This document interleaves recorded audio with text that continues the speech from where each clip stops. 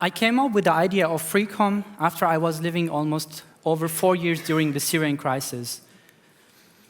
It was always hard for the people who are living in a war to communicate every day. They struggle every moment to make one short call or to send one text message to know if their relatives or best friend they are still okay or not. The biggest question in that time, it was always, can't we find another alternative way to communicate than using the internet and the mobile network? That was the reason why I invented the FreeCom, because it was giving me the answer of, yes, there are other technologies we can use. Some alternative solutions could be using the sound to transfer data. I write here my name, and I will send it over sound like. So you hear the message, but I can repeat sending it over ultrasonic sound. And then your ears will not hear it, but your phones with the microphone can, and you can receive my name on your screen. I can do the same thing with light. These blinks of light, you can capture them by your phones, cameras, and then you can also receive my name there. I was trying to prove that there is some alternative solutions to send and exchange data. So simply, FreeCom can make your internet works offline. It has so many other features, so we can do everything that we do in normal phones. So we can exchange information, we can send text messages, make phone calls in a secure connection, so no third party can watch or control what we are doing. It uses the physical movements of the people and the technology in our phones to make connectivity. Why FreeCom is important? 60% of the world population, they don't have proper internet access.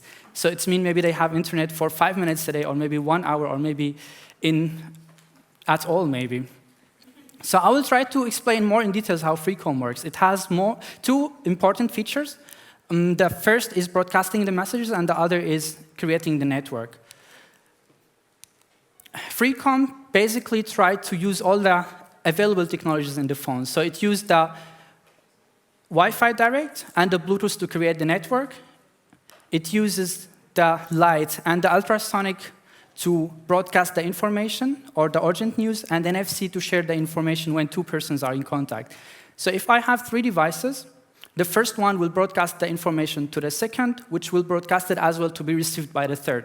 Let's see if we have more than 3 devices and we have a city, what we can do. One person in this city, he wants to broadcast some urgent things he saw it or some danger, and he wants the whole city to know about it. All what he have to do is just broadcast this information, so all the people who are around him will receive it, and those people will broadcast it as well to be received by a larger number of people. And what if I want to send it to the other side of the city? People are always moving around, riding bikes, driving cars, so they will hold the messages like the postman do, and they will give it to the other person. So everybody that are passing by, they will give them the message, and then the whole city will know if there is something important is happening or some accident should be avoided. If we want to send the message to the other side of the world, there's a lot of horrible things happening in our world, and nobody knows about it. So how we can do it? Even if one person in this city gets connected to the internet, the data will be transferred automatically to anybody who's connected in any other side of the world too. And then no secret information will be, and everybody will know if there is any disaster is happening.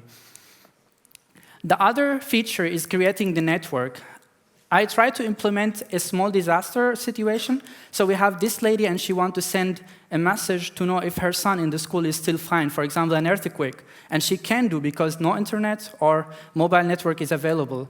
And then simply, FreeCom can create the network by letting people connect to each other, and then they will build the bridge. So every person will be connected to the person next to him, and they will build the network. Each phone will be connected to the next phone, and then the mother can simply send the message over every person till it will be received by the son. So she can start sending the message to the closest person next to her. So she will send it to this lady, who will receive it and send it as well to the next person, till it will be received by the destination, and the son, he will know that his mom is asking about him, and then he can reply the same way, and they will receive the message. This project is still as an app, but my vision for the future for this feature to be implemented in our phones. So simply we can go to our setting and say turn emergency mode on, and then we can all text without the internet. Everybody in this room can communicate with each other because we are connected, we are next to each other, even in the other floor in this building, or maybe in the other houses around us. Thank you so much.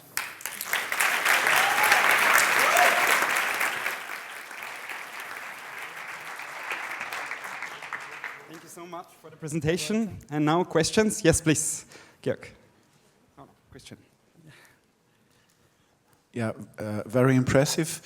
But my question is, you mentioned NFC, Bluetooth, and direct Wi-Fi. The reach you have, the distance you can bridge is very limited with NFC particularly. With Bluetooth, I think it's 10 meters guaranteed, but you need to couple devices, and with direct Wi-Fi, I think it's also 20, 30 meters. So how do you make the distance? Exactly. With using Bluetooth and Wi-Fi, only 20% of the population of the area, if they are connected, it's enough to cover the whole area. But I'm using more other alternative technologies because in a war situation, really you need anything that can transfer data. Even if two persons, for example, met for 1 second, they can do by phones like this and transfer NFC message, and then this person may go to somewhere where they have internet and their information will be sent somewhere. So I was trying to invest as much as I can technologies in the future. Could be the radio waves, could be some other alternative things in the phones. But in the current technologies, those are the things which I found. Thank you. Yes, please, Charlotte. Is it just you, or do you have a team? Exactly. It was after research I made. So this was the conclusion of the research which I made, and I will be so happy if there will be other people who are also interesting to join this project.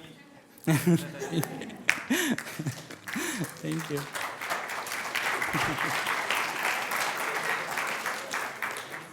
Thank you so much. I was wondering, in which stage are you? Is it just a concept that you're presenting, or have you developed something? Exactly. The theory is proved, so the application is working perfectly. I have a prototype on my phone. The design is still not perfect for a normal user, but I don't want to launch it as an app currently because I have a vision that maybe it could be implemented inside the operating system itself, as I said, so you can have it simply a feature in your phone, and you can turn it on as you turn the Wi-Fi. It's emergency mode. And then it's much better and more perfect than having it as an app. So any old person or any unexperienced user for the phone can just use it as simple as it is. So, Aisha, please. Thank you. Hi. Your project is fantastic. Thank I can you. completely see the significance of it. I remember when I was working in Palestine previously, there was the onset of the Gaza war. And actually, that meant the internet connection was brought down. People couldn't contact their families. They didn't know how things, if people were alive or not. And I think something like that would have been fantastic. But so I suppose the question is, you said it's been proven. I mean, have you tried and tested it in a situation where it would be the most applicable and the most relevant, for example, in a conflict situation? Exactly. I can tell you some examples in some advanced countries, for example, like Japan and Italy. Italy, for example, a few weeks ago, there was an earthquake. They have everything good, like infrastructure, but the internet was down. And there was a lot of situations like this. Someone wants to know if the others is fine or not. So in this case, this project could work perfectly. Even in one building, sometimes you go underground and then you don't have signal. And then you want just to call the colleague who's in the other floor. And this could be a perfect solution. Underground in the station of the train station or in the stadium, so many people are using the network, so it's down. So it could be perfect for any place, not only wars, but I gave it as a priority because this is what they really need. I lived in a war for 4 years, and this is what we needed every day. Information, it will be anonymous, so nobody will know where is the resource of this message is coming from. It's only going like a virus of information. It's going spread, so it will be almost impossible to detect who was the first one who made it. Yeah, but sending peer-to-peer messages, we can only rely on the encryption of Bluetooth and Wi-Fi, and it's already proven that it's good encrypted. The problem with other applications, usually some people don't trust the companies which put the information on the server. So then we can only prove that we are a trusted company, that you can send your messages and nobody can control it. Yeah. So there's time for one quick question. A quick one, Candice, you were first. Thank you very much. Thank you. So the network effect is very important for for your ideas so that it can evolve in the end. Have you been already thinking about how you can get a specific amount or the decisive amount of people so that the app or your technology works? Are you like, do you want to start in a certain city and then move from city to city, or do you say, okay, I want to focus on Arabic countries, for instance, at first? Have you been thinking about that as well?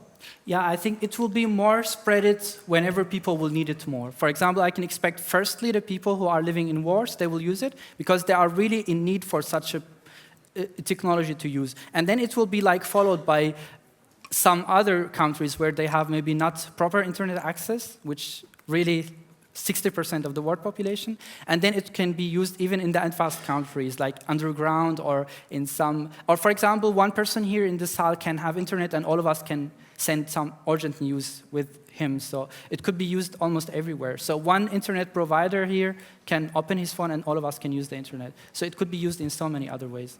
Very welcome. Thank you so much. This is your applause. Thank you. Thank you. Thank you.